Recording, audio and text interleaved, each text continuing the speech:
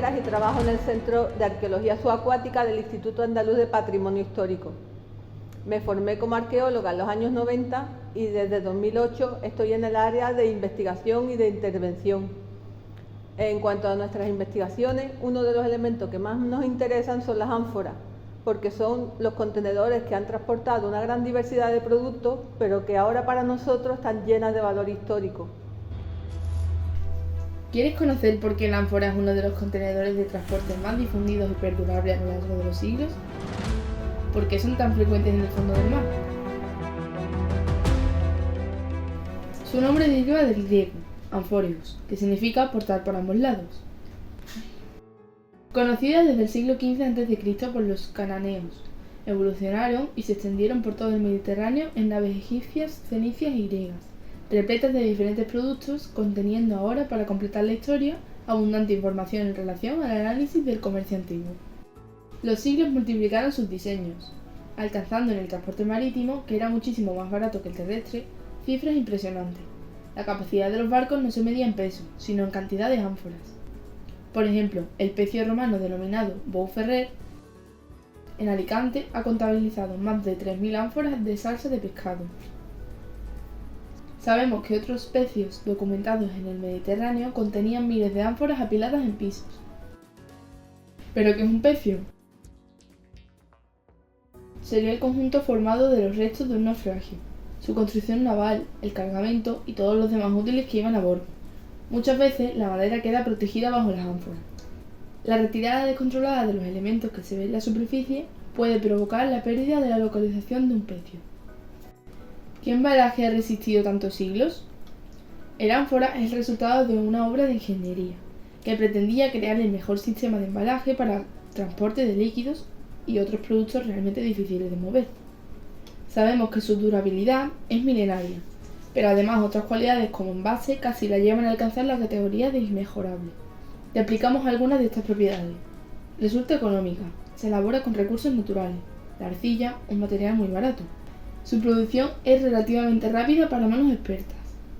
Sin embargo, el proceso de fabricación de una ánfora, como por ejemplo la Dressel 20, llegaba a varias semanas, porque era necesario hacerlo en varias etapas. Primero el cuerpo esférico, con la base hacia arriba, y luego se añadía la campana superior con su cuello y su boca, las asas. Se espatulaba para cerrar los poros y ya terminaba. Iba de nuevo al secadero y al horno. Su estructura en pico hace que se gaste menos arcilla y consigue que pese menos en los portes. Es muy resistente. Al igual que un huevo, que es un objeto muy frágil, su forma arqueada la dota de resistencia. Los arcos distribuyen las cargas estáticas y dinámicas, presenta resistencia a la ruptura transversal y propaga el choque de los impactos leves. Además, su grueso pivote aporta más resistencia, así como los desengrasantes añadidos a las pastas. Otros productos y contenedores compartían espacio con ellas en las bodegas en los mismos navíos, sacos, cajas, barriles, pero al ser materiales orgánicos no perdurables, han pasado a ser casi invisibles tanto en el campo como en la historiografía. Es un contenedor práctico y eficaz. Sabemos que el aceite, para que mantenga sus propiedades, se recomienda preservarlo de la luz solar y de la humedad, lejos de lugares con el olor intenso, por lo que actualmente se recomiendan los envases de vidrio, latón impermeabilizado o acero inoxidable. Se complementa con otros contenedores de almacenamiento, tinajas o grandes dolias, o pequeños, como jarras para los trasvases. El ánfora retiene su contenido, simples productos perecederos, y lo transporta desde su lugar de origen, protegiéndolo debido a sus excelentes propiedades físicas. Por un lado es porosa, por lo que permite respirar el contenido, y por otro lado, al sellarse, se evitaban las manipulaciones y se conservaba la humedad natural del alimento. La operación de embotellamiento se completaba con el tapón. Luego se añadía sobre ella una espesa capa de mortero de cal, que además tenía la propiedad de preservar el alimento, y al que estampaban frecuentemente un sello de seguridad para asegurar que las ánforas no se abrieran ni sin autorización de su propietario. Su forma resulta ergonómica y utilitaria. Permite que lo cargue al hombro una sola persona, ya que sus curvas se adaptan a la forma del cuerpo, sobre el hombro o la espalda, o entre dos atadas a un poste. Su base puntiaguda facilitaba la maniobra balanceándola y girándola, como una peonza. Sus fuertes asas ayudaban a la carga y descarga. Se entierran en la arena o se apilan unas sobre otras apoyadas en la pared o en soportes de madera. Pero el motivo principal para esa base puntiaguda y su forma es su transporte en barco. Hablamos de ciencia y principios físicos, equilibrio, empuje o flotabilidad. Son fuerzas que actúan en el barco. El mayor peligro, las coras. La inclinación de la embarcación por efecto del viento o por la desigualdad de distribución de peso a bordo por un desplazamiento de la carga, agua circulando por la bodega, puede llevar al naufragio. Mediante una retícula se entrelazan, empaquetadas en pisos o capas con un patrón. Los pivotes se encastran entre los cuellos del piso inferior. Esto se denomina estiba. Asegurando con cuerdas a través de sus asas, se evita el movimiento o volcando durante mares agitados. El brezo, sarmiento y las cañas se pueden usar como relleno. ¿Qué se hace con tal cantidad de envases? Reutilizarlos o desecharlos. Se usaron para construir pavimentos, muros, tejas, cementos, incluso tumbas. Millones de estos envases se llegaron a producir en la Bética en estos siglos cada año. Centenares de miles de ánforas fueron embarcadas en navíos de gran porte. En Roma se encuentra el monte Testaccio, en el que se calcula que se depositaron 25 millones de ánforas olearias contenidas en 250 años de actividad. Esto sería 100.000 ánforas por año, 6.600.000 litros de aceite. Y además es un recipiente distintivo, la arcilla es opaca, con lo cual el envase no deja ver el contenido, por lo que sabemos que determinados productos se asocian a las formas concretas de ánfora, aunque se producen ánforas, multiproductos o reutilizaciones de ejemplares. Su forma y la información escrita sobre ella representan la denominación de origen y la garantía sobre el producto contenido. Y lo que más nos interesa en cuanto a la investigación es un fósil guía.